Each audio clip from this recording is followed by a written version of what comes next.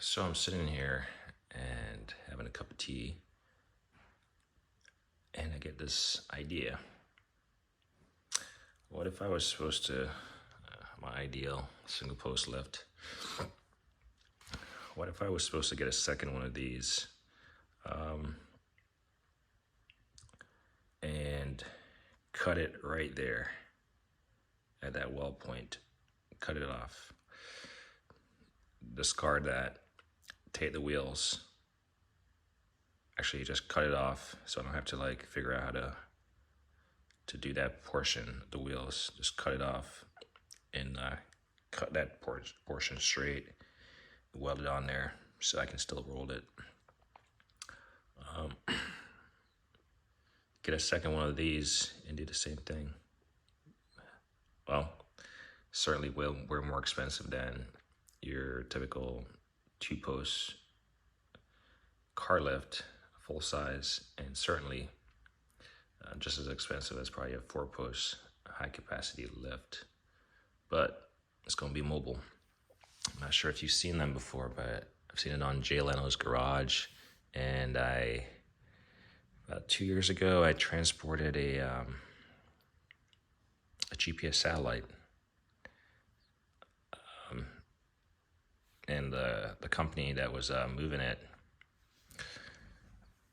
they had four of those set up to like lift this thing onto the flatbed and stuff. And they're like individual like columns, and they just kind of lift. They have a lifting arm, or they can lift it from the wheel, but they're pretty expensive. But I mean, this is not cheap, but I wonder how that would change the stability of this thing, because it would miss out. This portion would not kick out.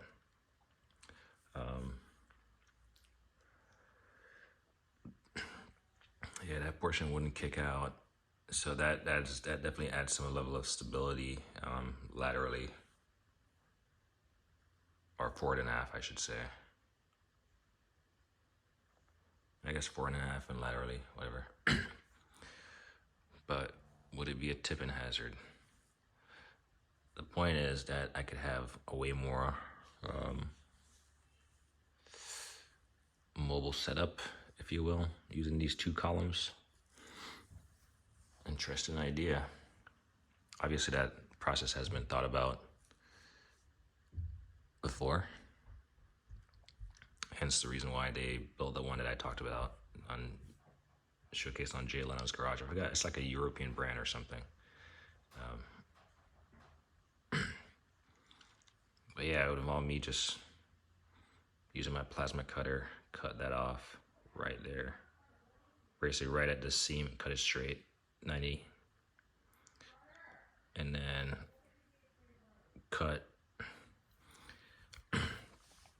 maybe cut that portion behind the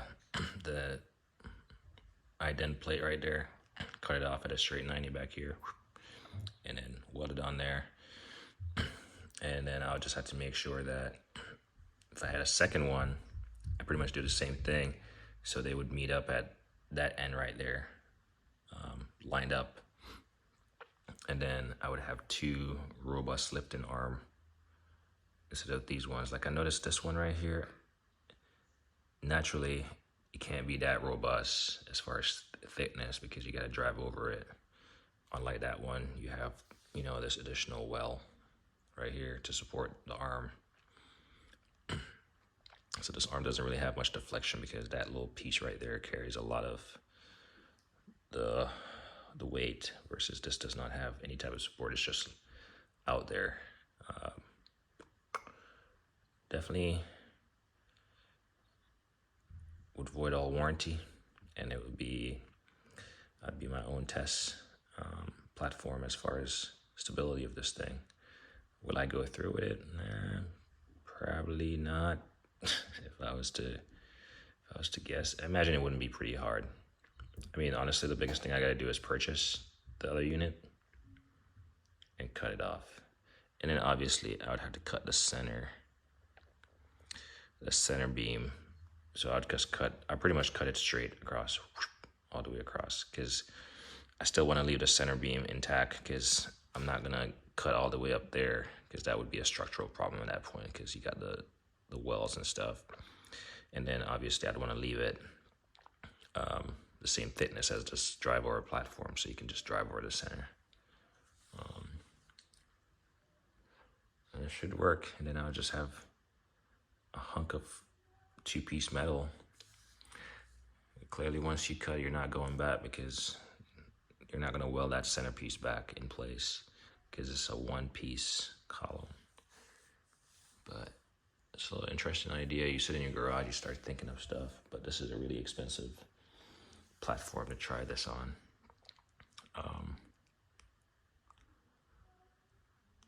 Maybe I should have gotten it when it was cheaper, and then that idea would have came to me and it would have worked out. But I think the biggest concern that I have about even attempting that is stability. Obviously, the stuff, if this was a full, just a column, it would be anchored. So I do think you have adequate stability, because as far as the post being vertical and then folding inwards on you, it would have these pretty much 3 pieces, 1, 2, 3. So it's not going to tip inwards. It doesn't have that ability to tip inwards. And then as far as like tipping back and forth, you have this wing right here, and then you had a second one on the next side, similar as far as giving it that directional tip control. You just don't have this little 45 kick out here. You don't have, you're missing those 2.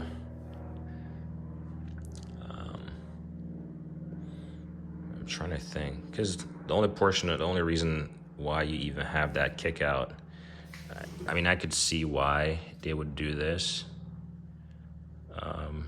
because it doesn't have any other column on that side to support it.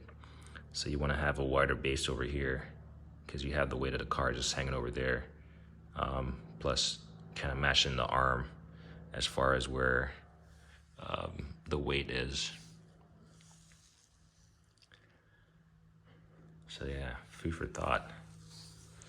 Obviously, this would no longer be ideal. This would be named after me, because it would avoid all warranty, all like technical evaluation, but it could work. It would be a really cool 2-post lift, and it would be pretty mobile. I mean, I'm crazy enough to try anything once. I don't think I'm crazy, but I'm willing to try anything once. So yeah, just a little bit of thought goes into it. The more I sit here, the more I'm thinking about it.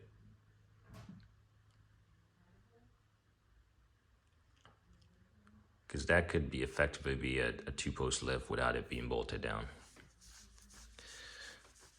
And it would still maintain the structural integrity of all of that over there. Literally, this is the only thing that would get cut off. It was still, I would not mess with anything over there. In fact, I saw on Country Miles Garage, that's the gentleman's name, he mounted one of these, and I have an extra one of these. I have 2 of them. And I believe he drilled and screwed his up there. I don't necessarily want to drill, honestly. So what I'm going to do is figure out a way to put a piece of board back here, 2x4, not 2x4, or something. I'm going to try to put a piece of board back here. And there's some, looks like there's some screw holes that I might be able to tap into. Like, I don't mind drilling into this plate back here. And I'll just do a piece of board laterally. And once it just hangs out a little bit, well, it definitely won't be a 2x4, but like 2x2 or something, or 2x1, sorry, in here.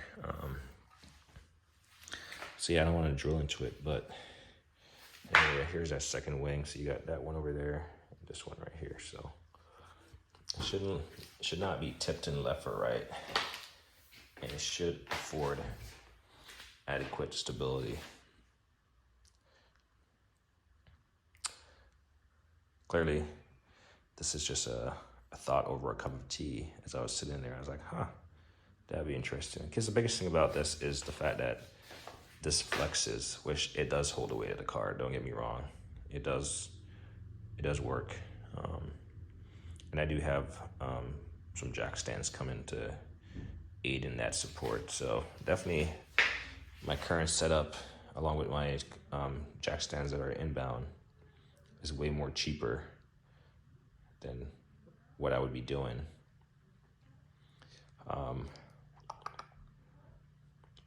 Like cutting this stuff off would be pretty easy. I got a plasma cutter.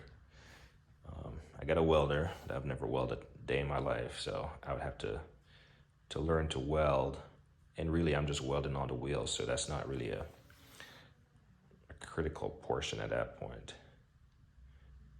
In a perfect world, yeah, I want it to work, but it's not critical.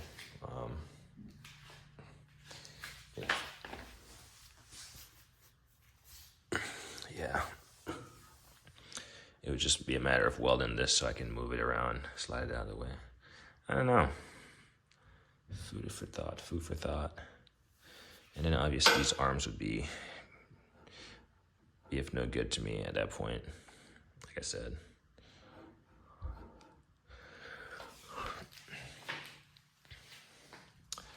Would it take up more space? Yes.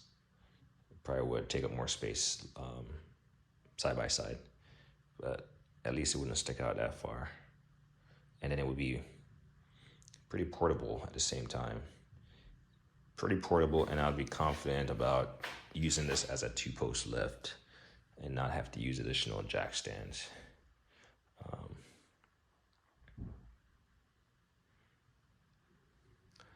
Pretty interesting idea. Anyway, I'm gonna end this video right here. As I always say, like, I don't hate a thing.